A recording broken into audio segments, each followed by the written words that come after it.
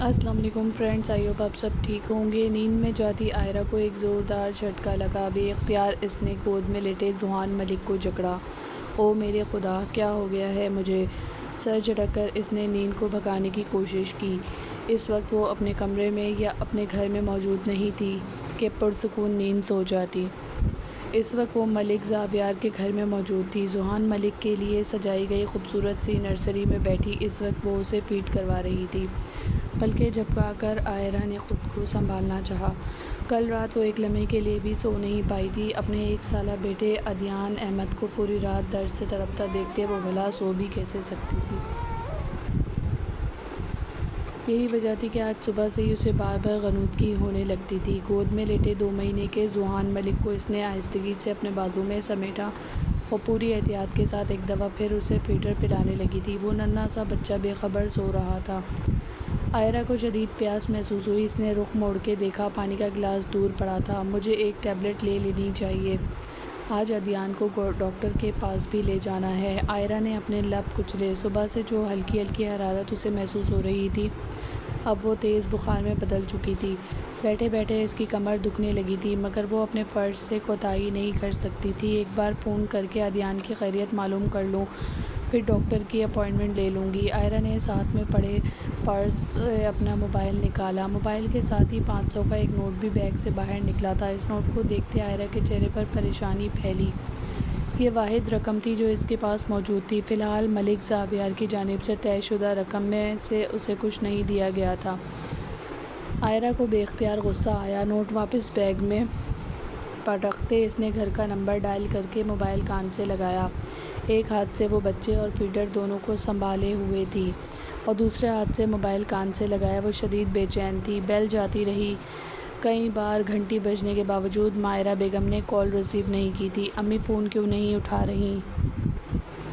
آپ ہمیشہ اس طرح کیوں کرتی ہیں میرے ساتھ؟ آئرہ کی آنکھوں میں آنسو نمدار ہونے لگے تھے۔ فون کاٹ کر بیڈ پر پٹکتے اس کی آنکھوں سے 2 آنسو ٹپکے اور یہی وہ لمحہ تھا جب وہ بھول ہی گئی کہ جس ننھے سے بچے کو وہ بڑی دیر سے فیڈر پلا رہی تھی اس کا پیٹ تو کب کا بھر چکا تھا۔ ذوحان ملک نے ایک لخت زوردار ابکائی لی۔ آئرہ نے گھبرا کر فیڈر سائیڈ میں رکھا۔ بچہ بے چین ہو رہا تھا۔ ابکائی کے ساتھ ہی اس نے زوردار طریقے سے کیں کر دی تھی۔ نڈھال پڑتے وجود اور چکراتے سر کے باوجود آئرہ نے بچے کو گھبرا کر سینے سے لگایا اور اپنی جگہ سے اٹھ کھڑی ہوئی تھی مگر اس سے پہلے کہ وہ بچے کو سنبھالتی یا اپنی حالت بہتر کرنے کے لیے کچھ کرتی، دہاڑ کی آواز کے ساتھ کمرے کا دروازہ کھلا تھا۔ ویری گڈ، نوکری حاصل کرتے وقت تو آپ نے بہت لمبی لمبی باتیں کی تھیں کہ آپ بہت فرض شناس ہیں، میرے بچے کو ماں بن کر پالیں گی، مگر فی الحال تو مجھے کچھ اور ہی نظر آ رہا ہے۔ ملک زاویار کی تلخ بھاری آواز پر آئرہ سناٹے میں آ گئی تھی۔ سینے سے لگائے ذوحان ملک کے چہرے کو ٹشو سے صاف کرتے اس کے ہاتھ تھم گئے۔ بڑی بڑی سنہری آنکھوں میں ایک لمحے کے لیے حیرت کے ساتھ ساتھ خوف بھی نمودار ہوا تھا۔ کیا مطلب آپ کا؟ میں بچے کا ٹھیک سے خیال تو رکھ رہی ہوں، وہ بس اس نے معمولی سی وومٹ کی ہے۔ وہ بری طرح سے گھبرائی تھی۔ ملک زاویار نے اندر داخل ہوتے طنزیہ نگاہوں سے اس کی سمت دیکھا۔ وہ آفس سے واپس آیا تھا، پینٹ کوٹ پہنے، سلیقے سے بال جمائے۔ اس نے دائیں ہاتھ میں انتہائی قیمتی گھڑی پہن رکھی تھی۔ اس کے کپڑوں اور گھڑی کی کل قیمت اتنی زیادہ تھی کہ آئرہ جیسے 20 سالہ لڑکی پوری زندگی بھی کام کرتی تو اتنی رقم جمع نہیں کر پاتی۔ آئرہ نے بے بسی سے اپنی پلکیں مینچی۔ بخار کی شدت اب کئی گنا بڑھ چکی تھی۔ میرے بیٹے نے اگر یہی فیڈر پینا تھا تو اس گھر میں کئی ملازمائیں موجود ہیں، مجھے آپ کو ہائر کرنے کی کیا ضرورت تھی مس آئرہ جہاں زیب؟ کیا آپ میرے ساتھ سراسر دھوکہ نہیں کر رہی؟ وہ قدم قدم چلتا عین اس کے سامنے آ کر کھڑا ہو گیا تھا۔ آئرہ کا دماغ بھگ سے اڑا۔ اس نے بے اختیار پلٹ کر بیڈ پہ رکھا فیڈر دیکھا تھا جو ملک زاویار کی نظروں میں آ چکا تھا۔ وہ بس آج میری طبیعت کچھ ٹھیک نہیں تھی، صرف اس لیے۔ آئرہ نے شرمندگی سے سر جھکایا۔ ملک زاویار نے بغور اس کا جائزہ لیا تھا۔ گلابی رنگ کے کپڑوں میں لمبے بالوں کو ڈھیلی سی پونی میں مقید کیے ہوئے وہ لڑکی بے حد حسین تھی مگر اس کے حسن میں عجیب سی سوگواری گھری ہوئی تھی۔ بخار کی شدت سے وہ گلابی پڑ رہی تھی مگر ملک زاویار اس بات سے انجان تھا۔ بس کریں یہ بہانے بنانا۔ کیا آپ میرے بیٹے کو بریسٹ فیڈ نہیں کروا رہی جس کے لیے میں نے آپ کو ہائر کیا ہے؟ آپ کی ایک ایک حرکت میں اپنی آنکھوں سے دیکھ سکتا ہوں۔ وہ تو اتفاقاً آج میں آفس سے ذرا جلدی گھر آ گیا تو میری نظر پڑ گئی، ورنہ نامعلوم آپ یہ سب کچھ کب سے کر رہی ہیں۔ کانٹریکٹ کے 20 لاکھ روپے میں نے آپ کو صرف بریسٹ فیڈ کروانے کے لیے دیے ہیں، نہ کہ فیڈر میں یہ پاؤڈر کا دودھ پلانے کے لیے۔ وہ انتہائی تلخ انداز میں بات کر رہا تھا۔ بات کرتے کرتے اس نے کمرے میں لگے CCTV کی طرف اشارہ کیا۔ عائرہ نے بے بس اسے اپنے لب کچلے۔ آخر وہ کیسے بھول گئی کہ اس بڑے محل جیسے گھر میں جہاں ہر قدم پر کیمرے لگے ہوئے تھے، اس نرسری میں کیمرہ کیوں نہیں لگا ہوگا۔ وہ پہلی دفعہ ہی پکڑی گئی تھی۔ I am really very sorry ملک زاویار صاحب، مگر میری طبیعت ٹھیک نہیں تھی۔ میں نے آج سے پہلے کبھی ذوحان کو فیڈر نہیں پلایا۔ وہ شدید بے بس ہو رہی تھی۔ گود میں اٹھایا ہوا بچہ بھی اب کسمسانے لگا تھا۔ ملک زاویار نے ہاتھ بڑھا کر ذوحان کو اس سے پکڑ لیا اور اسی دوران عائرہ کا ہاتھ اس کے ہاتھ سے ٹچ ہوا تھا۔ وہ ایک لمحے کے لیے چونکا۔ اس کی کشادہ پیشانی پر بل پڑے تھے۔ کیا ہوا ہے آپ کی طبیعت کو؟ آپ کے ٹمپریچر سے لگ رہا ہے کہ آپ کو بخار ہے۔ وہ لمحے بھر کے لیے نرم پڑا تھا۔ عائرہ کی آنکھوں میں آنسو نمودار ہوئے۔ جی وہ کچھ نہیں، بس مجھے آپ سے پیسوں کے متعلق بات کرنی تھی۔ آپ نے میرے پیسے مجھے ابھی تک ٹرانسفر نہیں کیے۔ وہ جلدی بول رہی تھی کہ مبادا یہ مصروف شخص کمرے سے نکل ہی نہ جائے۔ ملک زاویار نے گہری سانس لے کر عائرہ کو دیکھا۔ کام تو آپ پراپر کرنے ہی نہیں، رقم آپ کو پوری چاہیے۔ جب تک مجھے ذوحان کی صحت میں بہتری نظر نہیں آئے گی تب تک میں آپ کو رقم نہیں دوں گا۔ وہ دو ٹوک انداز میں بولا تھا۔ اس کی سیاہ آنکھوں میں عجیب سی چمک تھی۔ عائرہ کا جی چاہا وہ پھٹ پھٹ کر رو دے۔ سر پلیز مجھے پیسوں کی ضرورت ہے، اور میں نے کہا نا میں آپ کے بیٹے کو خود فیڈ کروا رہی تھی، بس آج یہ فیڈر پلانا پڑا، مجبوری تھی۔ وہ روحان سی ہو رہی تھی۔ ملک زاویار نے ذوحان کو کندھے سے لگایا۔ سو واٹ، یہ آپ کا مسئلہ ہے، میرا نہیں۔ اسے جیسے کوئی سروکار ہی نہیں تھا۔ عائرہ کا سر چکرانے لگا۔ آج سے اسے ہر صورت ادھیان کا چیک اپ کروانا تھا۔ پہلے ہی وہ کافی دیر کر چکی تھی۔ بیٹے کے ہاتھ مجروح ہو کر ہی تو وہ اس مقدور شخص کے پاس نوکری کر رہی تھی۔ اگر آپ نے مجھے پیسے نہیں دیے تو میں دوبارہ نہیں آؤں گی۔ پھر دے دیجیے گا اس کو اپنی ملازماؤں کے ہاتھوں میں، وہ اسے فیڈر پلاتی رہیں گی۔ اتنا خیال رکھتی ہوں میں آپ کے بیٹے کا، اور ایک آپ ہیں، آپ کو ذرا شرم نہیں آ رہی کہ مجھے میری جائز رقم دے دیں؟ وہ ایک دم پھٹ پڑی تھی۔ ملک زاویار حیرت کے ساتھ مڑا۔ اس لڑکی نے پہلی دفعہ اس سے اتنی لمبی بات کی تھی، مگر اس سے پہلے کہ کوئی جواب دیتا یکدم دروازہ کھلا تھا۔ ہنی تم یہاں کیا کر رہے ہو؟ ہمیں ڈنر پر جانا تھا۔ تم اس ذوحان کی نینی کے ساتھ ایسی کون سی بات چیت کر رہے ہو جو ختم ہونے میں ہی نہیں آ رہی؟ عائرہ کے ساتھ ساتھ ملک زاویار دروازے میں اس کی بیوی کھڑی تھی۔ جدید طرز کی ساڑی پہنے، ڈائی کیے ہوئے بال اور ہاتھوں میں نفیس سا کلچ تھامے وہ کہیں جانے کے لیے مکمل طور پر تیار تھی۔ عائرہ نے بے بسی سے اپنے لب کچلے۔ تم چلو میں آ رہا ہوں۔ ملک زاویار کی آواز میں ٹھنڈک اتری تھی۔ اس کی بیوی عائشہ سر ہلا کر پلٹ گئی تو وہ عائرہ کی سمت مڑا۔ یہ لاسٹ ٹائم تھا، اگر آج کے بعد میں نے اپنے بیٹے کو فیڈر پر پلتے دیکھا تو میں آپ کو نوکری سے نکال دوں گا، ٹھنڈک بھرے انداز میں کہتے اس نے ذوحان کو عائرہ کی طرف بڑھایا۔ کپکپاتے ہاتھوں سے عائرہ نے بچے کو تھام لیا۔ خود وہ چکرا کر گر پڑنے کے قریب تھی۔ کئی بار اس کا دل چاہا کہ وہ اس شخص کو اپنے بیٹے کے متعلق بتائے، مگر اس کی ہمت نہیں ہوئی تھی۔ بچہ اسے تھما کر زاویار واپس پلٹ گیا تھا، مگر دروازے تک جاتے ہی وہ ایک لمحے کے لیے رکا۔ میں ملازمہ کے ہاتھ آپ کی دوا بھیج رہا ہوں، آپ اسے سلا کر اپنے گھر جا سکتی ہیں، مگر یہ آپ کی لاسٹ چھٹی ہوگی۔ وہ بغور عائرہ کا زرد پڑتا چہرہ دیکھ رہا تھا۔ عائرہ نے جلدی سے سر ہلایا۔ ایک دم ہی خوشی کی لہر اس کے اندر جاگی تھی۔ وہ آج ایک دفعہ پھر اپنے بیٹے کے پاس جا سکتی تھی۔ ملک زاویار دروازہ بند کر کے پلٹ گیا تو وہ جلدی سے ذوحان کے کپڑے چینج کرنے لگی۔ ایک دفعہ پھر اس نے امی کے نمبر پر کال کی، مگر اس دفعہ پھر کال ریسیو نہیں کی گئی تھی۔ رات کے 8 بج رہے تھے۔ اگرچہ اس کی ڈیوٹی میں صرف ایک ہی چھٹی شامل تھی، وہ ہفتے بھر میں صرف ایک ہی دفعہ گھر جا سکتی تھی، اور وہ چھٹی تو کل رات گزر چکی تھی، مگر ملک زاویار کی مہربانی سے آج ایک دفعہ پھر وہ اپنے بیٹے کے پاس جانے والی تھی۔ ذوحان کو سلا کر وہ تیزی سے اس بڑے سے محل سے باہر نکل آئی تھی۔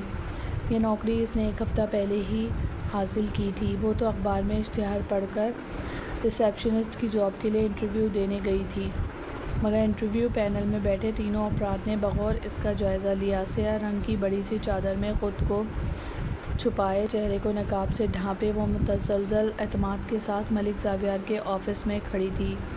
معذرت کے ساتھ مس عائرہ جہاں زیب، لیکن ریسیپشنسٹ بننے کے لیے آپ کے اس حلیے کو ہم قبول نہیں کر سکتے۔ یہ ایک انٹرنیشنل کمپنی ہے، یہاں آپ کو مغربی لباس پہن کر ہی آنا پڑے گا۔ انٹرویو پینل میں بیٹھے ایک شخص نے واضح طور پر انکار کر دیا تھا۔ عائرہ کی آنکھوں میں آنسو نمودار ہوئے۔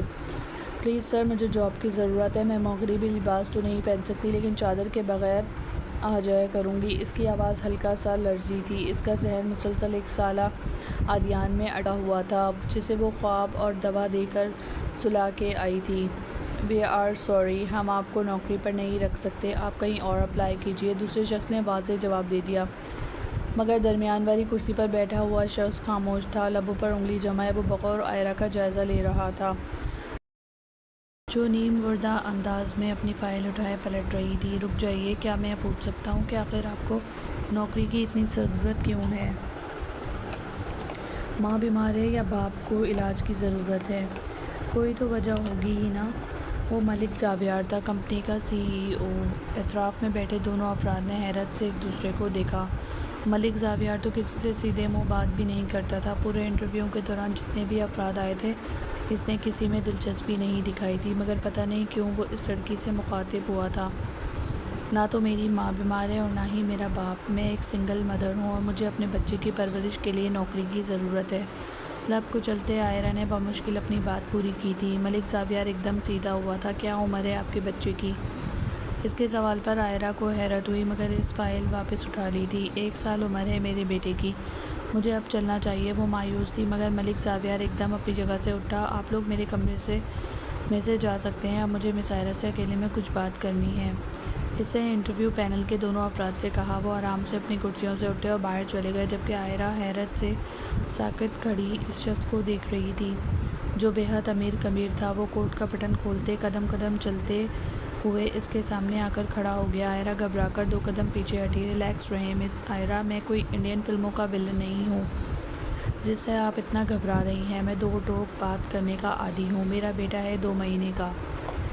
میری وائف اس کو خود فیڈ نہیں کروانا چاہتی، لیکن بچہ مسلسل بیمار ہے۔ ڈاکٹرز کے مطابق مدر فیڈ سے ہی بچے کی صحت ٹھیک ہو سکتی ہے۔ اگر تو آپ کے بچے کی عمر 1 سال ہے تو یقیناً آپ میرے بچے کو فیڈ کروا سکتی ہیں۔ عائرہ کا سر شرم سے جھک گیا تھا۔ وہ اس قدر ذاتی سوال کر رہا تھا کہ عائرہ جواب بھی نہ دے سکی۔ میں آپ کو کانٹریکٹ پر ہائر کروں گا۔ پورے 2 سال تک آپ میرے بچے کو بریسٹ فیڈ کروائیں گی اور اس کے بدلے آپ کو جتنی رقم چاہیے میں آپ کو دے دوں گا، چاہے آپ ہر مہینے لیں یا ایک ساتھ لیں۔ وہ بغور اسے دیکھتے مسلسل پوچھ رہا تھا۔ عائرہ نے بے ساختہ نگاہیں اٹھا کر اسے دیکھا۔ اس کی بڑی بڑی سنہری آنکھوں میں ایک لمحے کے لیے کرب چھلکا تھا۔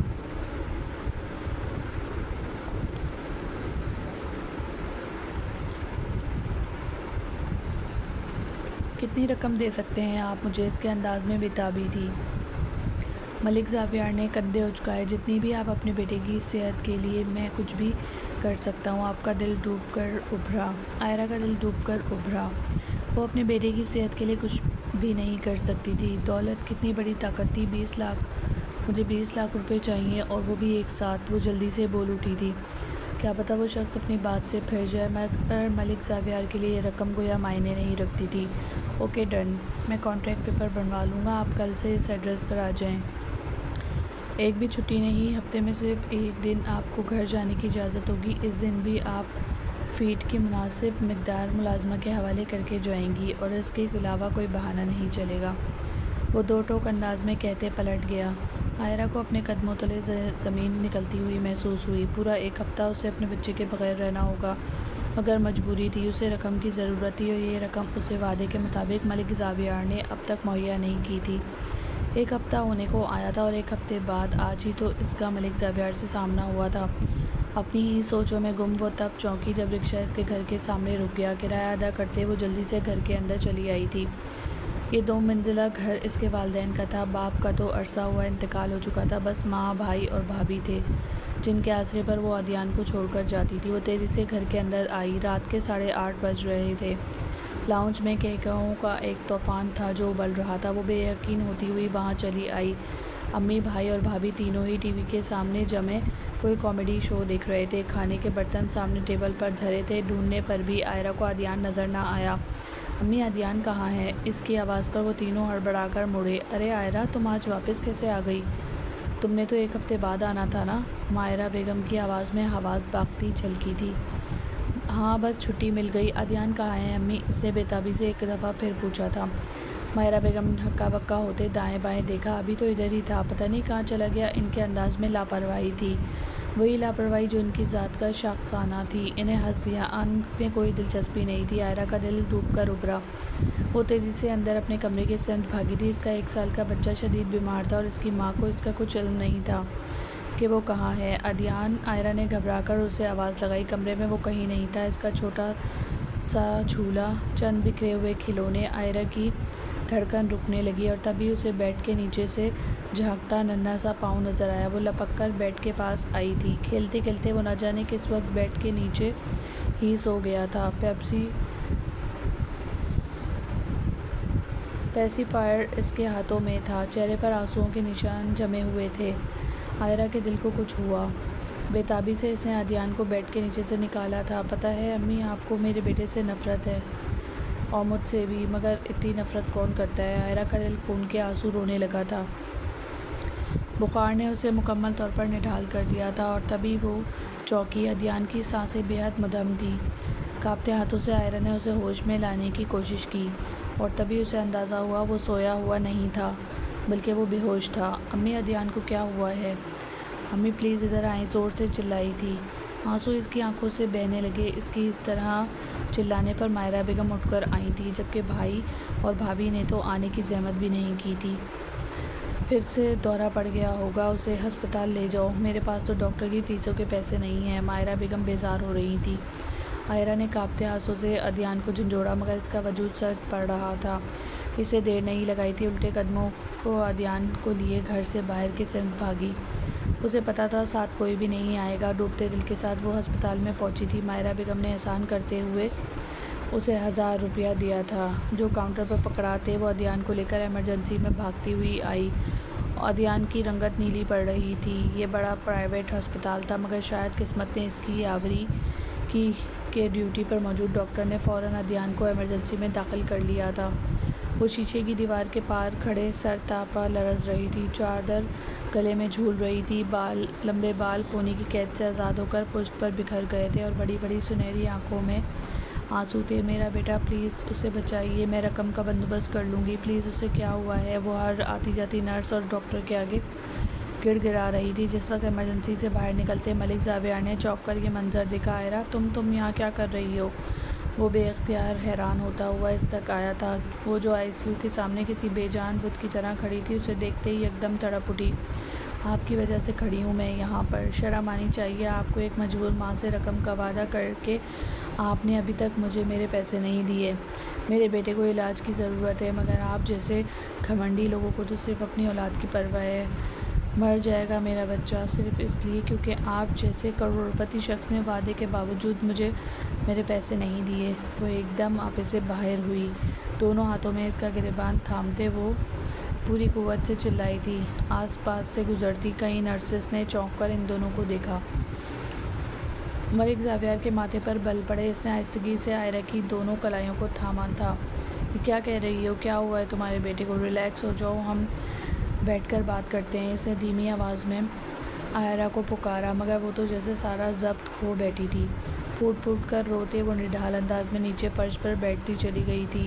ملک زاویار نے گہری سانس لی۔ ڈنر سے واپسی پر کار کے معمولی سے ایکسیڈنٹ کی وجہ سے وہ یہاں ہاسپٹل بینڈیج کروانے آیا تھا۔ اس وقت اس کے دائیں بازو پر بینڈیج ہی لگی ہوئی تھی، مگر فی الحال جیسے وہ اپنی چوٹ کو بھول ہی گیا۔ عائرہ اٹھو یہاں سے، سب لوگ ہمیں دیکھ رہے ہیں، میرے ساتھ آؤ، مجھے بتاؤ کیا ہوا ہے تمہارے بیٹے کو؟ اس کے پاس بیٹھا وہ نرم لہجے میں پوچھ رہا تھا۔ وہ دونوں ہاتھوں میں چہرہ چھپائے پھوٹ پھوٹ کر روتی رہی۔ نہ جانے کتنی دیر رونے کے بعد اس کے اندر کا غبار کم ہوا تھا۔ تو اس نے چہرے سے ہاتھ اٹھائے۔ ملک زاویار بالکل اس کے برابر بیٹھا تھا، گہری نظروں سے اس کا جائزہ لیتے وہ خاموش تھا۔ یہ لو پانی پی لو۔ اس نے ہاتھ میں پکڑی ہوئی پانی کی بوتل عائرہ کی طرف بڑھائی، جس سے اس نے چپ چاپ تھام لیا۔ تمہاری طبیعت کافی خراب لگ رہی ہے، تمہیں بخار ہے، دوا نہیں لی تھی نا؟ وہ نرم لہجے میں پوچھ رہا تھا۔ عائرہ نے پانی کا گھونٹ بھرتے نفی میں سر ہلایا۔ میرا بیٹا بیمار ہے، اسے لے کر ہاسپٹل آئی تھی، اپنی دوا یاد ہی نہیں رہی۔ آنسوؤں سے بھیگی ہوئی آواز میں وہ بمشکل بولی، تو تم نے مجھے پہلے کیوں نہیں بتایا کہ وہ رقم تمہیں اپنے بیٹے کے علاج کے لیے چاہیے؟ ادھوری باتیں کرنے کا شوق ہے کیا تمہیں؟ وہ دوستانہ انداز میں بات کر رہا تھا۔ سچ تو یہ تھا کہ اس وقت زمین پر بیٹھی اس لڑکی کے دکھ نے اسے اندر سے توڑ دیا تھا۔ عائرہ نے کوئی جواب نہیں دیا۔ وہ یوں ہی بیٹھی سامنے دیوار کو گھورتی رہی۔ ایمرجنسی کا دروازہ کھول کر ڈاکٹر باہر نکلا تو عائرہ گھبرا کر اپنی جگہ سے اٹھی۔ تم رکو، میں بات کرتا ہوں، ملک زاویہ نے سنجیدہ انداز میں کہتے ہوئے اسے روکا اور خود ڈاکٹر کی طرف بڑھ گیا۔ وہ لب کچلتی وہیں کھڑی رہ گئی۔ ملک زاویہ ڈاکٹر سے عدنان کی صحت کے بارے میں بات کرتا رہا اور یوں ہی بے جان انداز میں کھڑی رہی، اور جب وہ واپس آیا تو اس کے چہرے پر افسوس پھیلا تھا۔ تمہیں مجھے پہلے بتانا چاہیے تھا۔ عدنان کو سرجری کی ضرورت ہے، اس کے دل میں 2 سوراخ ہیں۔ اس کی بات پر عائرہ نے سر جھکا لیا۔ آپ مجھے میرے پیسے دے دیں، میں عدنان کی سرجری کروا لوں گی۔ میں آپ سے پکا وعدہ کرتی ہوں، میں ذوحان کا پورا خیال رکھوں گی، وہ گلوگیر آواز میں ایک دفعہ پھر بولی۔ زاویہ کے چہرے پر بے ساختہ مسکراہٹ پھیلی تھی۔ ڈونٹ وری، میں نے ڈاکٹر سے بات کر لی ہے۔ سرجری کے لیے اچھے ہارٹ سرجن کی ضرورت ہے، جو میں نے اپنے کانٹیکٹ سے ہی یہاں بلواؤں گا۔ فی الحال عدنان کا ٹریٹمنٹ ہو رہا ہے، تم ٹینشن مت لو۔ ملک زاویہ نے جیسے عائرہ کی ساری پریشانی ختم کر دی تھی۔ وہ چند لمحے تک اسے دیکھتی رہی۔ شکریہ، میں کل جاب پر آ جاؤں گی، وہ جھجکتے ہوئے بولی۔ کندھوں پر جھولتی چادر اس نے آہستگی سے اپنے گرد لپیٹ لی تھی۔ ملک زاویہ چند لمحوں تک اسے دیکھتا رہا۔ آؤ میرے ساتھ، اس نے اچانک ہی عائرہ کو مخاطب کیا اور پلٹ گیا تھا۔ وہ چند لمحے سوچتی رہی اور پھر اس کے پیچھے چل پڑی تھی۔ وہ اس لیے OPD میں چلا آیا۔ وہاں بیٹھا ڈاکٹر ملک زاویہ سے انتہائی اتفاق سے ملا۔ عائرہ کو سمجھ آ گئی تھی وہ وہاں اس کی خراب طبیعت کی وجہ سے لایا تھا۔ ڈاکٹر نے عائرہ کو چیک کیا۔ بخار تیز تھا، اسکن سے ہی پتہ چل رہا ہے خون کی شدید کمی ہے۔ کیا آپ اپنی مسز کا خیال نہیں رکھتے؟ ملک صاحب دوائیاں لکھتے، ڈاکٹر شگفتہ نے شگفتہ انداز میں کہا۔ عائرہ کا دماغ بھگ سے اڑا۔ وہ گھبرا کر اپنی جگہ سے اٹھی۔ بیٹھ جاؤ عائرہ، انجیکشن نہیں لگا رہے ڈاکٹر صاحب تمہیں۔ ملک زاویہ کا لہجہ مسکراتا ہوا تھا، جیسے ڈاکٹر کی بات نے اسے لطف دیا ہو۔ اس نے ڈاکٹر کو بتایا نہیں کہ عائرہ اس کی بیوی نہیں ہے۔ وہ جزبز ہوتی ہوئی واپس چیئر پر بیٹھ گئی۔ ڈاکٹر سے ادویات لکھوا کر وہ اسے لیے دوبارہ باہر چلا آیا۔ وہ ایمرجنسی روم میں جانا چاہتی تھی مگر زاویہ نے اسے منع کر دیا۔ پہلے یہ دوائیاں کھاؤ تاکہ تمہارا بخار اترے۔ میں نے ڈاکٹر سے بات کر لی ہے، کل صبح وہ یہاں پہنچ جائے گا اور کل ہی عدنان کی سرجری بھی ہو جائے گی۔ فی الحال اسے روم میں شفٹ کر دیا گیا ہے۔ اس کے ہاتھ میں دوائیاں اور پانی کا گلاس پکڑاتے وہ مصروف سے انداز میں کہہ رہا تھا۔ عائرہ کو اس لمحے کہیں سے بھی وہ مغرور اور گھمنڈی ملک زاویہ نہیں لگا۔ پچھلے کئی گھنٹوں سے وہ اس کے ساتھ مصروف تھا، اس کا خیال رکھ رہا تھا، اس کے بچے کے لیے فکر مند تھا۔ اسے دیکھتے وہ سوچتی ہی رہ گئی۔ بھی اس کے ہاتھ میں موجود موبائل بجا۔ اسکرین پر نگاہ ڈالتے ہی زاویہ کے تاثرات بگڑے تھے۔ دوسری جانب عائشہ تھی جو یقیناً اس سے ابھی تک گھر نہ آنے کی وجہ پوچھ رہی تھی۔ ملک زاویہ نے گھڑی میں وقت دیکھا۔ رات کے 2 بج رہے تھے۔ ٹھیک ہے، میں گھر آ رہا ہوں۔ اس سے فون کاٹ دیا۔ میری طبیعت اب بہتر ہے، میں عدنان کے پاس یہاں رک جاؤں گی، آپ اپنے گھر چلے جائیں۔ عائرہ نے بالوں کو کانوں کے پیچھے اڑتے ہوئے اسے مخاطب کیا۔ ملک زاویہ نے سنجیدگی سے سر ہلا دیا۔ اس کے چہرے پر چند لمحوں پہلے والی مسکراہٹ غائب ہو چکی تھی۔ وہ بغیر کچھ کہے پلٹ گیا۔ پورا راستہ گاڑی ڈرائیو کرتے اس کے چہرے پر سنجیدگی ہی رہی تھی۔ جس وقت وہ ملک ہاؤس میں داخل ہوا پورا گھر خاموش تھا، صرف اسی کے کمرے کی لائٹ روشن تھی۔ عائشہ نائٹ سوٹ میں مربوط اسی کا انتظار کر رہی تھی۔ کہاں رہ گئے تھے؟ کتنی بار کال کی، تم نے ریسیو ہی نہیں کی؟ آخر احسان کر کے ایک دفعہ کال اٹھا لی۔ چل کیا رہا ہے تمہارا؟ وہ تیوریاں چڑھائے سوال کر رہی تھی۔ زاویہ نے ناگوار انداز میں اسے دیکھا۔ تم روزانہ 3 یا 4 بجے گھر واپس آتی ہو، میں نے تم سے کبھی سوال کیا ہے کہ تم کہاں تھی؟ تو پھر تم مجھ سے کیوں پوچھ رہی ہو؟ وہ چڑ گیا تھا۔ عائشہ نے گہری سانس لی۔ دیکھو زاویہ، مجھ سے اس انداز میں بات مت کیا کرو۔ جب میں گھر پر ہوں تو تمہیں بھی گھر پر ہونا چاہیے، یہ پوچھنا میرا حق بنتا ہے۔ وہ ہمیشہ کی طرح تکبرانہ انداز میں بولی تھی۔ ملک زاویہ نے بیزاری بھرے انداز میں کوٹ اتار کر صوفے پر پٹخا کیا تو تھا ڈنر تمہارے ساتھ، اس کے علاوہ اور کیا چاہتی ہو تم؟ مہینوں کے بعد آج تمہیں میری یاد آ گئی ہے نہ؟ تمہیں میرا احساس ہے نہ تمہیں ہمارے 2 مہینے کے بچے کا؟ تم خود اسے فیڈ کروا سکتی ہو، لیکن اس کے بجائے مجھے ایک لڑکی کو ہائر کرنا پڑا ہے۔ وہ خود پریشان ہے، اس کا بیٹا بیمار ہے، اس کے باوجود وہ آ کر ہمارے بچے کو سنبھالتی ہے، اسے فیڈ کرواتی ہے۔ تم سے تو کئی گنا درجے وہی اچھی ہے۔ ملک زاویار کی برداشت جواب دے گئی تھی۔ عائشہ کے ماتھے پر بل نمدار ہوئے۔ اوہ اچھا، تو وہ مڈل کلاس نینی تمہیں مجھ سے بہتر لگ رہی ہے۔ میرا مقابلہ 2 کوڑی کی لڑکی کے ساتھ مت کرو۔ وہ یکدم غصے سے پھنکاری تھی۔ ملک زاویار نے شرٹ کے بٹن کھولتے نفرت بھری نگاہ اپنی بیوی پر ڈالی، جو اس کے والدین کی پسند تھی مگر اپنی فطرت کے باعث کب کا اس کے دل سے اتر چکی تھی۔ میرا تم سے بحث کا کوئی موڈ نہیں ہے۔ اگر تم جاگ رہی ہو تو ایک نظر ذوحان کو دیکھ لو، ملازموں کے رحم و کرم پر پل رہا ہے۔ وہ ٹاول اٹھاتے وہ واش روم کی سمت بڑھا، جبکہ عائشہ نے غصے سے پیر پٹکے تھے۔ میں کیوں دیکھوں؟ بچہ پیدا کرنا تمہاری خواہش تھی، میں نے پیدا کر کے دے دیا ہے، یہ احسان ہے میرا۔ اب میں مزید اسے فیڈ کروا کے اپنا فگر خراب نہیں کرنا چاہتی۔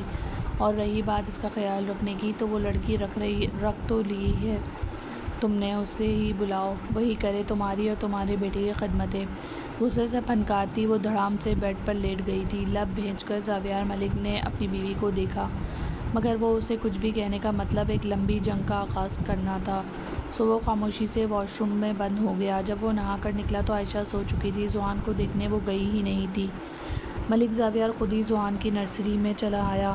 وہ جھولے میں گہری نیند سو رہا تھا۔ 2 ملازمائیں اس کے پاس موجود تھیں۔ روپیہ پیسہ خرچ کر کے وہ جتنی مرضی آئے اور ملازمیں رکھ لیتا۔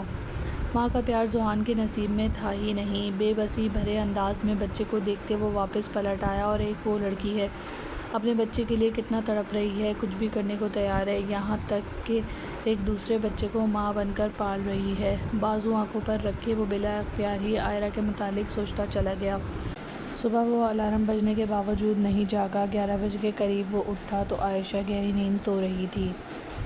وہ 2 بجے سے پہلے نہیں جاگنے والی تھی، اس کی یہی روٹین تھی۔ تیار ہو کر وہ کمرے سے باہر نکل آیا۔ ملازم کو کافی کا کہتے ہوئے ایک دم چونکا۔ ذوحان کی نرسری سے عائرہ باہر نکل رہی تھی، اسی کل والے کپڑوں میں ملبوس، شانوں پر چادر لپیٹے۔ اس نے اپنے بال سلیقے سے کیچر میں جکڑے ہوئے تھے۔ اس کی حالت کل کی نسبت کافی بہتر لگ رہی تھی۔ تم یہاں کیا کر رہی ہو؟ آج تمہارے بیٹے کی سرجری تھی نا؟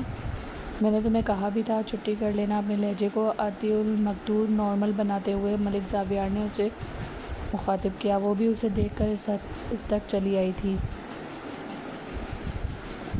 مجھے مناسب نہیں لگا چھٹی کرنا۔ عدیان کی سرجری 3 بجے ہے۔ میں نے ذوحان کو 1 دفعہ فیڈ کروا دیا ہے، رات کو 1 دفعہ پھر آ جاؤں گی۔ آپ کا بہت شکریہ، آپ نے میرے بیٹے کے علاج کے لیے پیسے دیے۔ وہ اس کی ممنون نظر آ رہی تھی، بار بار اپنے لب کاٹتی وہ گلابی پڑ رہی تھی۔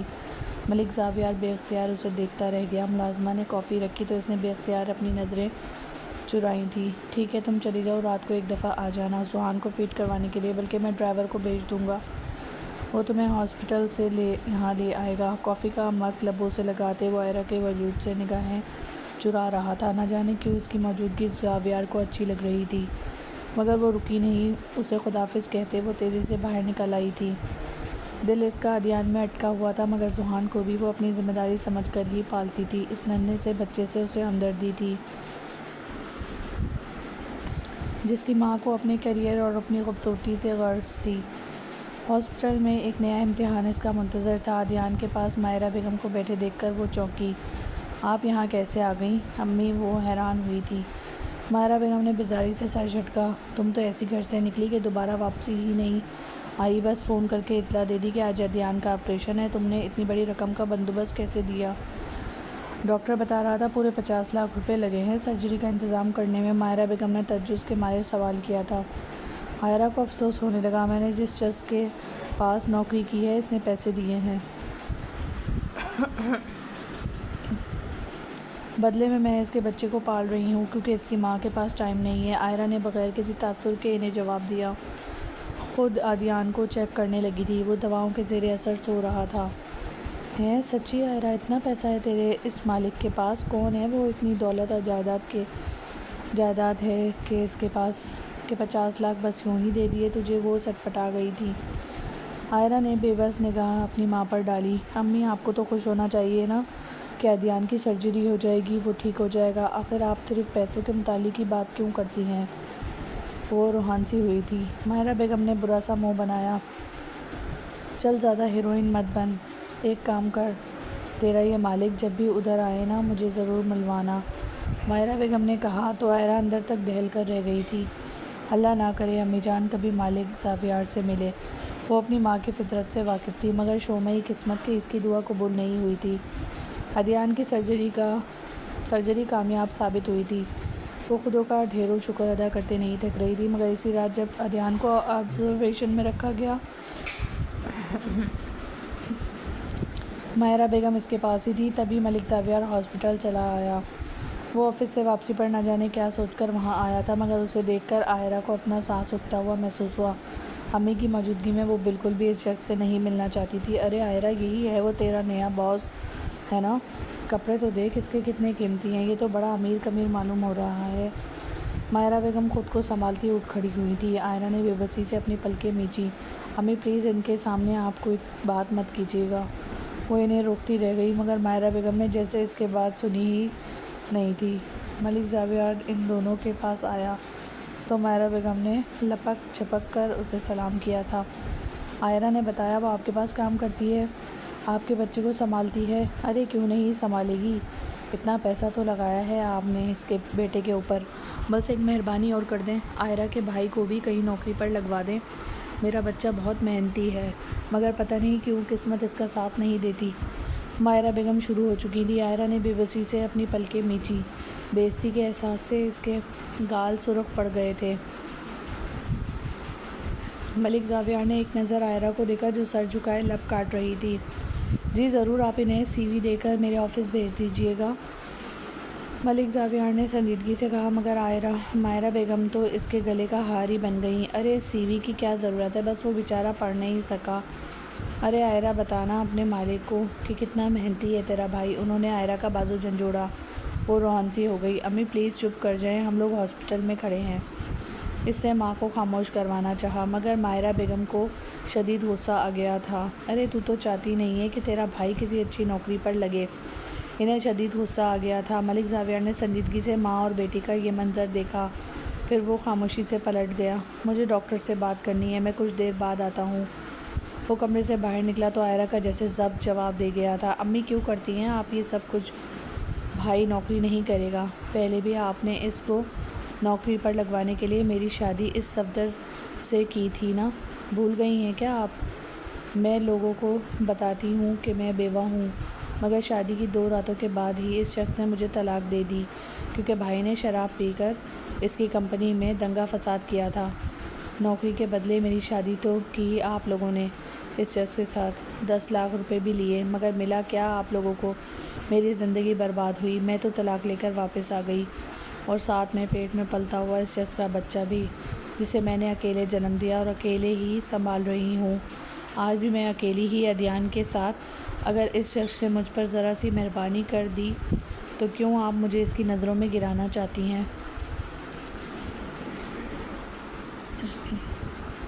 اتنے سالوں میں بھائی نے جتنی بھی نوکریاں کی ہیں سب چھوڑ دی ہیں، وہ صرف بیٹھ کر کھانے کا عادی ہے۔ میری عزت کا تماشا بنانا بند کر دیں امی۔ وہ گویا پھٹ پڑی تھی۔ کمرے کے باہر کھڑا ملک زاویار ایک پل کے لیے ٹھٹک گیا۔ اندر ماہرہ بیگم نے لحاظ نہیں کیا تھا، انہوں نے عائرہ کو بے نقط سنا دی۔ دیکھ رہی ہوں میں، آنکھ مٹکا چل رہا ہے نا تیرا اس ملک زاویار کے ساتھ، تو چاہتی ہے سارا مال تو اکیلے ہی ہڑپ کر لے۔ ارے ذرا سی مدد کر دے گی بھائی کی تو کیا ہو جائے گا، اتنے بڑے آدمی پہ ڈبرے ڈال رہی ہے، تھوڑا فائدہ ہمارا بھی کروا دے۔ عائرہ نے بے بسی سے اپنی پلکیں مینچ لیں۔ وہ ماں کو چپ نہیں کروا سکتی تھی، مگر ان کے الفاظوں نے اسے اندر تک چھلنی کر دیا تھا۔ آپ پلیز یہاں سے چلی جائیں امی، وہ بے بسی سے رو پڑی تھی۔ ماں اور بھائی نے ہمیشہ ہی اس کا یوں استحصال کیا تھا، سہارا بننے کے بجائے وہ دونوں ہمیشہ اس کا اسی طرح تماشا بناتے تھے۔ ماہرہ بیگم منہ ہی منہ میں بڑبڑاتی کمرے سے نکل گئیں۔ انہیں یوں بھی اپنے نواسب میں کوئی دلچسپی نہیں تھی، وہ تو بس تجسس کے مارے یہاں پر آ گئی تھیں۔ اندر بیٹھی عائرہ نہ جانے کب تک روتی رہی، جب بھاری قدموں کی چاپ اسے اپنے محسوس اپنے آس پاس محسوس ہوئی۔ اس نے سر اٹھا کر دیکھا۔ ملک زاویہ کھڑا بغور کسی کو دیکھ رہا تھا۔ اٹس اوکے، مجھے ان کی باتوں کا برا نہیں لگا۔ اگر سچ میں تم چاہو تو میں تمہارے بھائی کی جاب ارینج کر سکتا ہوں، وہ سنجیدگی بھرے انداز میں پوچھ رہا تھا۔ عائرہ نے نفی میں سر ہلایا۔ نہیں، اس کی ضرورت نہیں ہے، وہ جاب نہیں کریں گے، امی تو بس یوں ہی۔ وہ جی بھر کر شرمندہ تھی۔ ملک زاویہ نے بات کا رخ بدلا۔ چلو آؤ، ریان کے ڈاکٹر سے مل لیتے ہیں۔ اٹھ کھڑی ہوئی۔ وہ دونوں ایک ساتھ ہی عدنان کے پاس پہنچے تھے۔ اس کی حالت پہلے سے بہتر تھی، مگر اسے ہوش میں آنے میں چند گھنٹے درکار تھے۔ اگلا ایک ہفتہ اسے انڈر آبزرویشن رہنا تھا۔ اس پورے ہفتے کے دوران عائرہ گھر اور اسپتال کے درمیان گھن چکر بنی رہی۔ وہ ذوحان کا بھی خیال رکھ رہی تھی اور ہاسپٹل میں عدنان کے پاس بھی رہتی تھی۔ اس دوران ملک زاویہ کبھی کبھار ہسپتال آ جاتا تھا۔ جانے کے باوجود وہ عائرہ کا خیال اپنے ذہن سے جھٹک نہیں پا رہا تھا۔ ہفتے بعد عدنان کو ڈسچارج کیا گیا تو وہ ان دونوں کو گھر لے آیا۔ تم اپنے بیٹے کے ساتھ یہیں رہو، اس طرح تم ذوحان کا خیال بھی رکھ پاؤ گی اور عدنان کا بھی۔ اس نے عائرہ کو مخاطب کیا۔ وہ اب اس سے کافی بے تکلف ہو چکی تھی۔ ملک زاویہ نے جو احسان اس کے اوپر کیا تھا، اسے اتارنے کا بس ایک ہی راستہ تھا کہ وہ ذوحان کو ماں جیسا پیار دے، اور اس نے ایسا ہی کیا۔ وہ ننھا سا بچہ جو مسلسل بیمار اور کمزور رہ رہا تھا، عائرہ کی توجہ پاتے ہی نکھرنے لگا۔ عدنان کو وہ اپنے ساتھ ساتھ ہی رکھتی تھی۔ ملک زاویہ اپنے کاروبار میں مصروف ہوا تو عائرہ نے دونوں بچوں پر اپنی محبت کی مقدار اور بڑھا دی۔ یوں ہی چپکے سے مہینہ گزر گیا۔ اس پورے مہینے کے دوران اس نے ذوحان اور عدنان کا ایک جیسا ہی خیال رکھا تھا۔ وہ دل ہی دل میں ملک زاویہ کی احسان مند تھی۔ وہ آفس سے واپس زیادہ تو ایک دفعہ ذوحان کی نرسری کا چکر لگا لیتا، جہاں عائرہ رہ رہی تھی۔ وہ چاہتی تھی کہ ملک زاویہ اسے مزید پیسے نہ دے۔ ماہرہ بیگم کے پاس وہ جتنی دفعہ بھی گئی، انہوں نے پرزور اصرار کیا کہ وہ ملک زاویہ سے پیسے مانگے، مگر وہ شرمندہ ہو کر وہاں سے اٹھ آتی تھی۔ اس نے دل ہی دل میں قسم کھا لی تھی کہ وہ اس سے مزید 1 روپیہ بھی نہیں لے گی۔ 50 لاکھ روپیہ کوئی کم نہیں تھا تو اس نے عدنان کی صحت پر لگایا تھا، مگر شاید وہ خود بھی ایک ایک چیز سے واقف تھا۔ مہینہ ختم ہوتا ہی اس نے 1 لاکھ روپیہ عائرہ کے اکاؤنٹ میں ٹرانسفر کر دیا۔ وہ ایک دفعہ پھر اس کے لیے ڈھیروں ڈھیر احسان تلے ڈوب گئی۔ عدنان کی صحت بہتر ہوئی تو عائرہ کے سر سے جیسے کوئی بوجھ سا اتر گیا تھا۔ یہ اسے ملک ہاؤس میں آئے ہوئے دوسرا مہینہ تھا۔ ملک زاویہ پچھلے 15 دنوں سے بزنس ٹور پر امریکہ گیا ہوا تھا۔ وہ 15 روز بعد واپس لوٹا تو سردیوں کی ہلکی سی دھوپ چاروں جانب پھیلی ہوئی تھی۔ ملک ہاؤس میں سناٹا تھا، مگر جیسے ہی اس نے اندر قدم رکھا، اس کے قدموں تلے سے زمین نکل گئی۔ دونوں بچوں کے رونے کی آوازیں اس کے کانوں میں پڑی تھیں، اور آوازیں اتنی زیادہ تھیں کہ وہ اپنے ہاتھ میں پکڑا ہوا بریف کیس اور لیپ ٹاپ کا بیگ وہیں صوفے پر پھینکتا ہوا بھاگتا ہوا نرسری کی جانب آیا تھا۔ عائرہ، عائرہ کہاں ہو؟ بچے کہاں ہیں؟ ذوحان اتنا زیادہ کیوں رو رہا ہے؟ وہ بری طرح آواز بکتا ہوتا ہوا نرسری میں داخل ہوا۔ سامنے ہی عدنان اسے روتا ہوا دکھائی دے گیا تھا۔ عائرہ واش روم سے نکل رہی تھی۔ اس کی گود میں ننھا سا ذوحان تھا۔ اس سے بڑے احتیاط کے ساتھ ذوحان کو دونوں ہاتھوں میں تھام رکھا تھا۔ اسے نہلا کر وہ واش روم سے نکلی تھی۔ سیاہ رنگ کا لباس جو پانی سے بھیگا ہوا تھا، پائنچے اس نے اوپر کر کے اڑس رکھے تھے، جس سے اس کی سفید پنڈلیاں نمایاں ہو رہی تھیں۔ لمبے بال پونی ٹیل کی قید سے نکل کر اس کے چہرے پر بکھر رہے تھے۔ دونوں ہاتھوں میں احتیاط سے ذوحان کو تھامے وہ اسے تولیے میں لپیٹنے لگی تھی۔ کچھ نہیں ہوا، بس اسے نہلا رہی تھی، اسی لیے یہ رونے لگ گیا۔ اس نے گھبراتے ہوئے ملک زاویہ کو تسلی دی، جس کے چہرے پر اطمینان پھیل گیا تھا۔ ننھا سا ذوحان تولیے کی گرمائش پاتے ہی رونا بھول گیا۔ عدنان بھی ماں کو باہر نکلتے دیکھ کر خاموش ہو گیا تھا۔ عائرہ نے ذوحان کو ساتھ لگاتے جھجک کر ملک زاویہ کی طرف دیکھا۔ وہ ابھی تک ایک ٹک اسے ہی دیکھے جا رہا تھا۔ اس کے بچے کو سینے سے لگائے گھریلو سے ہولیے میں وہ کھڑی اس لمحے ملک زاویہ کو وہ اپنی سی لگی تھی۔ اور عدنان کیوں رو رہا تھا؟ اس سے بات بنانے کے غرض سے پوچھا۔ عائرہ ہلکا سا مسکرا دی۔ یہ ایسے ہی رونے لگ جاتا ہے، میں ذرا دیر کے لیے غائب ہو جاؤں تو آپ پریشان مت ہوں۔ آپ کیا ابھی واپس آئے ہیں؟ تو اس نے حیرت سے پوچھا۔ ملک زاویہ نے سر ہلایا۔ عائرہ بے دھیانی میں ذوحان کو اپنے ساتھ لگائے ایک دم ہی بیڈ پر بیٹھ کر اسے فیڈ کروانے لگی تھی۔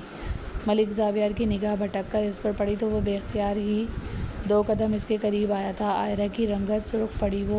اسے بھوک لگی ہے، آپ پلیز باہر چلے جائیں، وہ جھجکتے ہوئے بولی تھی۔ ملک زاویہ ایک دم جیسے ہوش میں آیا۔ ہاں میں چلا جاتا ہوں، مگر یہ کتنا صحت مند ہو گیا ہے، بڑا بڑا سا بھی لگنے لگا ہے۔ اس نے فیڈ کرتے ذوحان کی طرف انگلی سے اشارہ کیا۔ عائرہ کے چہرے پر سرخی سی پھیل گئی تھی۔ وہ ان دونوں کا بڑا جذباتی لمحہ تھا اور اس لمحے کو پوری طرح سے برباد کیا۔ اندر داخل ہوتی ہوئی عائشہ نے، کیا چل رہا ہے یہاں؟ دیکھ رہی ہوں میں کہ تمہارا اس 2 کوڑی کی نوکرانی کی طرف کچھ زیادہ ہی رجحان ہو رہا ہے۔ 15 دن کے بعد آج تم عیاشیاں کر کے گھر واپس آئے ہو اور آتے ہی اس نوکرانی کے جی حضوری کے لیے یہاں پہنچ گئے ہو۔ نائٹ ڈریس میں ملبوس عائشہ نے کوئی کسر نہیں چھوڑی تھی زہر اگلنے میں۔ ملک زاویار نے پلٹ کر ایک سخت نگاہ اس پر ڈالی۔ عائرہ کی رنگت بھی سرخ پڑی تھی۔ وہ بے اختیار اپنی جگہ سے اٹھی۔ یہ کیا فضول بولے جا رہی ہو عائشہ؟ میں صرف بچوں کے رونے کی آواز سن کر یہاں آیا تھا، اور ذوحان ہمارا بیٹا ہے، تمہیں اس کی پرواہ نہیں مگر مجھے تو ہے نا۔ ملک زاویار نے تلخ نگاہ اپنی بیوی پر ڈالی۔ ہاں پتہ ہے مجھے، اسی بیٹے کا بہانہ بنا کر تو تم نے اس نوکرانی کے ساتھ رنگ رنڈیاں منا رہے ہو۔ وہ گلا پھاڑ کر چلائی تھی۔ ملک زاویار نے بمشکل اپنا غصہ کنٹرول کیا۔ زبان سنبھال کر بات کرو عائشہ، یہ نوکرانی کیا ہوتا ہے؟ میں نے اسے کانٹریکٹ پر ہائر کیا تھا، مناسب رقم دی ہے اسے ہمارے بچے کا خیال رکھنے کی۔ میں نے تو اسے فیڈ کروانے کے پیسے دیے تھے، لیکن وہ تو ہمارے بچے کا بالکل ایک ماں جیسا خیال رکھ رہی ہے، وہ خیال جو تمہیں رکھنا چاہیے۔ اگر تم ہی اپنے فرائض ادا کرنے والی ہوتی تو مجھے کیا پڑی تھی کہ میں کسی کو بھی ہائر کرتا۔ وہ بری طرح سے چڑھ گیا تھا، مگر عائشہ تو جیسے اپنے حواسوں میں ہی نہیں لگ رہی تھی۔ کھا جانے والی نگاہوں سے وہ بار بار عائرہ کو دیکھ رہی تھی، جو اپنے بھیگے حلیے سے گھبراتی بار بار خود کو سمیٹنے کی کوشش کر رہی تھی۔ تم اٹھاؤ اپنے اس بچے کو، نکلو میرے گھر سے، عائشہ نے کرخت آواز میں عائرہ کو مخاطب کیا۔ وہ سن سی رہ گئی۔ یہ کس انداز میں بات کر رہی ہو تم عائرہ کے ساتھ؟ ملک زاویار نے ضبط کی انتہاؤں کو چھوتے پوچھا تھا۔ اسے عائشہ کا عائرہ کو یوں مخاطب کرنا سخت برا لگا تھا۔ کیوں، تمہیں کیوں برا لگ رہا ہے؟ اتنا کیا رشتہ ہے تمہارا اس کے ساتھ؟ معمولی سی آیا ہے نا بچے کی، میرے بچے کو سنبھال رہی ہے۔ لاؤ دو مجھے میرا بچہ واپس، میں خود ہی پالوں گی اسے۔ وہ تیر کی طرح آگے بڑھی اور اس نے عائرہ کی گود سے ذوحان کو جھپٹ لیا تھا۔ وہ ننھا سا موجود کسمسا کر رونے لگا۔ تم پاگل ہو گئی ہو عائشہ، تمہیں اپنا ہوش نہیں ہوتا؟ 2 بجے سے پہلے تمہاری آنکھ نہیں کھلتی۔ بچہ واپس کرو عائرہ کو۔ ملک زاویار سخت بے چین ہو اٹھا تھا۔ وہ عورت پر ہاتھ اٹھانے کا قائل نہیں تھا، ورنہ اس کا شدت سے جی چاہ رہا تھا کہ اس وقت عائشہ کا منہ نوچ لے۔ نکالو اپنی اس نوکرانی کو اس گھر سے باہر، ورنہ مجھ سے برا کوئی نہیں ہوگا۔ یتیم خانہ کھول رکھا ہے کیا میں نے، جو یہ اپنے روتے پسورتے بچے کو لے کر یہاں پڑی ہوئی ہے؟ وہ حلق پھاڑ کر چلائی۔ عائرہ کی آنکھوں میں آنسو نمودار ہوئے تھے۔ ننھا سا عدنان اس اچانک شور سے اچانک سہم چک گیا تھا۔ وہ عائرہ کی قمیض پکڑے رونے لگا۔ عائرہ نے جھک کر اسے اپنی گود میں اٹھا لیا تھا۔ میں چلی جاتی ہوں، آپ لوگ میری وجہ سے آپس میں جھگڑا نہ کریں، وہ بھیگی آواز میں بولی۔ عائشہ نے ایک طنز بھری نگاہ اس پر ڈالی۔ جاؤ بھی، یا مزید پیسے نکلنے کا چکر میں یہاں پر کھڑی ہو؟ وہ گویا کب سے عائرہ کے خلاف زہر چھپا کر بیٹھی تھی۔ عائرہ نے ایک بے بس نگاہ ملک زاویار پر ڈالی، جو اپنی مٹھیاں بھیجے خاموش کھڑا تھا۔ اس کے دل میں ایک گلہ سا پیدا ہوا۔ وہ اس کی کردار کشی برداشت کیسے کر رہا تھا؟ اپنی بیوی کو خاموش کیوں نہیں کروا رہا تھا؟ مگر وہ چپ تھا۔ عائرہ عدنان کو گلے سے لگائے خاموشی سے وہاں سے باہر نکل آئی۔ ننھے ذوحان کے لیے اس کا دل ایک دفعہ تڑپا ضرور تھا، مگر اس نے خود کو سمجھا لیا۔ بڑے لوگوں کو جب تک میری ضرورت تھی انہوں نے مجھے استعمال کر لیا۔ ہو سکتا ہے کہ زاویار نے خود ہی عائشہ سے یہ سب کرنے کو کہا ہو۔ پورا راستہ اس کی آنکھیں برستی ہی رہی تھیں۔ اسے گھر واپس آتے دیکھ کر بھابھی اور بھائی کا منہ تو جو بنا، ماہرہ بیگم نے بھی آنکھیں ماتھے پر رکھ لیں۔ اچھا بھلا وہاں رہ رہی تھی جب میں سمجھا رہی تھی کہ اس شخص سے کچھ پیسے بٹور لے تو تمہیں میری بات سمجھ نہیں آئی۔ اب نکال دیا نا اس نے گھر سے، اب ڈھونڈو کوئی 20-25 ہزار کی نوکری، ہم سے تو تمہارے خرچے نہیں اٹھائے جاتے۔ وہ بازو آنکھوں پر رکھ کر لیٹ گئیں۔ عائرہ بے بسی سے عدنان کو گود میں اٹھائے اپنے کمرے میں چلی آئی تھی۔ اسے رہ رہ کر دکھ ہو رہا تھا۔ ملک زاویار ان کی بیوی کا اس پر یوں چلانا اور اس کی کردار کشی کرنا اسے سخت برا لگ رہا تھا، مگر وہ بے بس تھی۔ مستقبل کا خوف ایک دفعہ پھر اس کے وجود کے گرد اپنا گھیرا تنگ کر رہا تھا۔ عدنان کو اپنے ساتھ لٹائے وہ خاموشی سے لیٹی رہی، یہ جانے بغیر کہ دوسری جانب ملک زاویار ضبط کی کن انتہاؤں سے گزر رہا تھا۔ عائرہ کو تو تم نے نکال دیا ہے، لیکن اب ذوحان تمہاری ذمہ داری ہے۔ خدا کے لیے اسے ماں بن کر پالو۔ دیکھتی نہیں صرف 2 مہینے میں ہی یہ کتنا نکھر گیا ہے، پہلے سے کتنا صحت مند ہو گیا ہے، اور اب تو یہ بار بار بیمار بھی نہیں ہوتا۔ یہ سب کچھ عائرہ کی محنت کا ہی نتیجہ ہے۔ ملک زاویار نے خود کو سنبھالتے ہوئے عائشہ سے کہا تھا۔ اس نے ایک تنفر بھری نگاہ ملک زاویار پر ڈالی۔ جو میرا کام ہے مجھے مت سکھاؤ، میرا بچہ ہے، میں دیکھ لوں گی کیسے پالنا ہے۔ وہ بیزار انداز میں ذوحان کو اپنے ساتھ لگائے کمرے سے باہر نکل گئی۔ ذوحان کے رونے کی آوازیں بڑی دیر تک ملک زاویار کو سنائی دیتی رہیں۔ وہ خالی خالی سے انداز میں کمرے سے باہر نکلا تھا۔ پچھلے کچھ عرصے میں وہ آئرہ کے گھر میں وجود کا اتنا عادی ہو گیا تھا کہ اب اسے اب کچھ اجنبی سا محسوس ہو رہا تھا۔ امریکہ سے واپس آنے کے بعد وہ ٹھیک طرح سے بیٹھا بھی نہیں تھا کہ یہ سب کچھ ہو گیا۔ کپڑے چینج کرنے کے بعد وہ گھر سے کمرے میں آیا تو اس کا دماغ بھگ سے اڑا۔ عائشہ فون کان سے لگائے کسی سے بات کر رہی تھی اور ذوحان لاپرواہی سے بیٹھ کے کنارے پر پھینکا گیا تھا۔ ملک زاویار نے تیزی سے آگے بڑھ کر اسے بیڈ پر سیدھا کیا۔ ملامتی نگاہ اس نے عائشہ پر ڈالی مگر اسے جیسے کوئی فرق ہی نہیں پڑا تھا۔ وہ خود ہی کپڑے تبدیل کر کے باہر نکل گیا۔ شام تک اس نے دیکھ لیا تھا کہ ذوحان صرف ملازمہ ہی سنبھال رہی تھی اور عائشہ کی روٹین وہی تھی، مگر پھر بھی ملک زاویار کو امید تھی کہ شاید وہ سمجھ جائے۔ اسے آئرہ یاد تو آتی تھی مگر وہ خود کو سمجھا لیتا تھا۔ آخر میرا اور اس کا رشتہ ہی کیا ہے؟ اس نے میرے بچے کو ماں بن کر پالا، اس کا اتنا ہی احسان بہت ہے۔ وہ سر جھٹک کر خود کو کام میں مصروف کر لیتا۔ وہ ایک ہفتہ اس کا آفس میں کچھ زیادہ ہی مصروف گزرا، اتنا مصروف کہ وہ رات گئے گھر واپس آتا عائشہ اسے بے خبر سوئی ہوئی ملتی اور جھولے میں ذوحان بھی۔ اس کا دل قدرے مطمئن ہونے لگا تھا مگر ہفتے بعد ہی ایک دوپہر وہ ایک ضروری فائل لینے کے لیے اچانک گھر آیا۔ کمرے میں داخل ہوتے ہی وہ چونکا۔ ذوحان بے خبری سے جھولے میں سو رہا تھا۔ عائشہ کا کہیں اتا پتہ نہیں تھا۔ یوں ہی بیٹے کو پیار کرنے کی خاطر وہ جھولے تک آیا اور اسے حیرت کا زوردار جھٹکا لگا۔ یہ وہ ذوحان تو تھا ہی نہیں جو آئرہ چھوڑ کر گئی تھی۔ اس کی تو آنکھیں اندر کو دھسی ہوئی تھیں، بالکل کمزور وجود کے ساتھ وہ یوں سو رہا تھا جیسے کسی نے نشہ آور دوا کے زیر اثر ہو۔ ملک زاویار نے گھبرا کر بچے کو اٹھایا۔ 2-3 دفعہ تپتپانے پر بھی ذوحان نے آنکھیں کھولنا تو دور کوئی آواز تک نہیں نکالی تھی۔ وہ اسے یوں ہی گود میں اٹھائے تیزی سے کمرے سے باہر نکلا۔ عائشہ کہاں ہے؟ ذوحان کو کیا ہوا ہے؟ یہ اٹھ کیوں نہیں رہا؟ کب سے سو رہا ہے یہ؟ باہر نکلتے ہی وہ زوردار آواز میں دہاڑا۔ سامنے کام کرتے ملازمین حواس باختہ ہو گئے تھے۔ صاحب جی، میڈم اسے کوئی دوائی دیتی ہیں جس سے یہ سارا دن سوتا رہتا ہے۔ دراصل جب آئرہ بی بی یہاں سے گئی تھی تو ذوحان بہت زیادہ روتا تھا، دودھ بھی نہیں پیتا تھا، اسی لیے عائشہ میڈم نے سختی سے تاکید کی تھی اسے دودھ پلاتے ساتھ ہی دوائی پلا دینی ہے، اس سے یہ سارا دن سویا رہتا ہے اور عائشہ میڈم کو پریشانی نہیں ہوتی۔ ملازمہ نے گھبرا کر وضاحت دی اور ملک زاویار کے قدموں تلے سے گویا زمین نکل گئی تھی۔ اس نے بے یقینی سے اپنی گود میں موجود بچے کو دیکھا جسے اس کی سگی ماں نے موت کے کنویں میں دھکیل دیا تھا۔ عائشہ بیرونی دروازے سے اندر داخل ہو رہی تھی، پینٹ کے اوپر ڈھیلی سی شرٹ پہنے، فون کان سے لگائے۔ وہ شام کا کوئی پلان ڈسکس کر رہی تھی۔ اس کے انداز میں کہیں بھی کوئی پریشانی نہیں تھی۔ ملک زاویار نے بس ایک ہی لمحہ لگایا تھا فیصلہ کرنے میں۔ کس قسم کی ماں ہو تم؟ صرف اپنے سکون اور خوشی کی خاطر تم اپنے بچے کو نشہ آور دوا دیتی ہو۔ اگر یہ اس دوا سے مر جائے تو حالت دیکھ رہی ہو تم اس کی۔ مجھے تو نہیں لگتا یہ چند ہفتے بھی زندہ بچ پائے گا، وہ دکھ میں ڈوبی ہوئی آواز میں بولا تھا۔ عائشہ نے چونک کر ایک نظر ذوحان اور پھر ملک زاویار کو دیکھا اور پھر انتہائی اطمینان سے اس نے اپنے کندھے اچکا دیے۔ میرا پالنے کا طریقہ یہی ہے، تمہیں کہا تو تھا میں فی الحال بچہ نہیں چاہتی، تمہیں اتنی تکلیف ہے تو خود ہی سنبھال لو اسے۔ فون کان سے لگا ہے۔ وہ انتہائی اطمینان سے اندر کو مڑ گئی۔ اس نے ذوحان کو گود میں اٹھانے تک کی توفیق نہیں کی تھی۔ ملک زاویار نے حیرت سے اسے دیکھا اور بس اس نے فیصلہ کر لیا تھا۔ رک جاؤ عائشہ، وہ یکدم دھاڑ کر بولا تھا۔ فون پر بات کرتی عائشہ ناگواری سے مڑی۔ کیا مسئلہ ہے تمہارا؟ اتنا اونچا کیوں چلا رہے ہو؟ وہ بیزار ہوئی تھی مگر ملک زاویار نے بے ہوش ذوحان کو سینے سے لگایا۔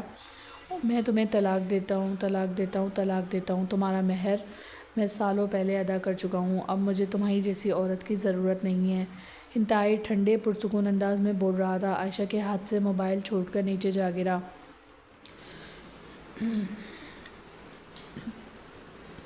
اسے زاویار سے اس سب کی امید نہیں تھی۔ یہ کیا کیا تم نے؟ جانتی ہوں میں یہ سب کچھ تم نے اسی 2 کوڑی کی لڑکی کے لیے کیا ہے نا؟ اسی نے کہا ہے نا تمہیں مجھے طلاق دینے کے لیے، وہ گلا پھاڑ کر چلائی تھی۔ ملک زاویار ذوحان کو گود میں لگائے چند قدم آگے بڑھا۔ ہاں بالکل، میں نے یہ سب اسی کے لیے کیا۔ اس گھر میں تمہاری جیسی عورت کی جگہ نہیں ہے، بلکہ میں یہاں اسی کو لاؤں گا جو میرے بیٹے کو ماں بن کر پال رہی تھی اور جس سے میں محبت کرنے لگا ہوں۔ اب اپنا سامان اٹھاؤ اور نکل جاؤ یہاں سے۔ ملک زاویار نے عائشہ کے قدموں تلے سے زمین کھینچ لی تھی۔ وہ اونچی اونچی آواز میں چلانے لگی۔ مگر ملک زاویار کو اب کوئی پرواہ نہیں تھی۔ اس نے عائشہ کو جتنی عزت اور مہلت دینی تھی وہ دے چکا تھا، اب وہ اپنے دل کی بربادی نہیں کر سکتا تھا۔ سوہان کو ڈاکٹر سے چیک کرواتے اس نے ایک دفعہ پھر عائشہ کو جی بھر کے کوسا تھا۔ جو دوا وہ سوہان کو دے رہی تھی اگر چند دن بھی اور جاری رہتی تو بچے کا دماغ مکمل طور پر متاثر کر سکتی تھی۔ ملک زاویار نے دیر نہیں کی، ہاسپٹل سے سیدھا عائرہ کے گھر جا پہنچا تھا جو لاؤنج میں گمسم سی عادیان کو لیے بیٹھی تھی۔ ملک زاویار گھر میں داخل ہوا تو وہ بے ساختہ اپنی جگہ سے اٹھ کھڑی ہوئی۔ تمہاری ماں کہاں ہے؟ ایک دفعہ انہوں نے مجھے کچھ کام کہا تھا، آج میں ان کے لیے کام لے کر آیا ہوں، اس نے اندر داخل ہوتے ہی بغیر کسی توقف کے کہا۔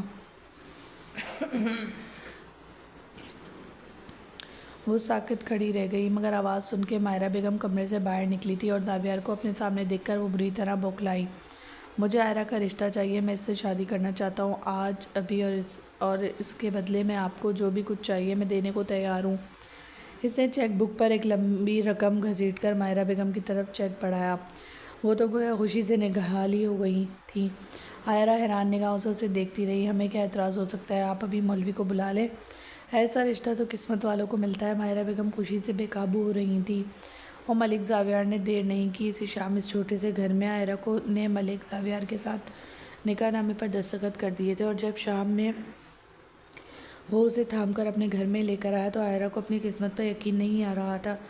مجھے تم سے کوئی وعدہ نہیں چاہیے، یہ بھی نہیں کہ تم میرے ذوہان کا خیال رکھو گی یا نہیں، کیونکہ وہ تو میں اپنی آنکھوں سے دیکھ چکا ہوں کہ تمہارا دل سونے کا ہے، اب بس مجھے ثابت کرنا ہے کہ میں تمہاری کتنی قدر کرتا ہوں۔ اس کے ہاتھوں میں نازک سی انگوٹھی پہناتے ہوئے وہ انتہائی جذب سے کہہ رہا تھا۔ عائرہ کا دل زور سے دھڑک اٹھا، وہ تو مکمل ہی اب ہوئی تھی، یہاں سے جانے کے بعد بھی وہ مسلسل اسی شخص کے متعلق تو سوچتی رہی تھی، اور آج جب وہ اس کی پناہوں میں تھی تو مسکراتے ہوئے اس نے ملک زاویار کے چوڑے سینے سے اپنا سر ٹکا دیا تھا۔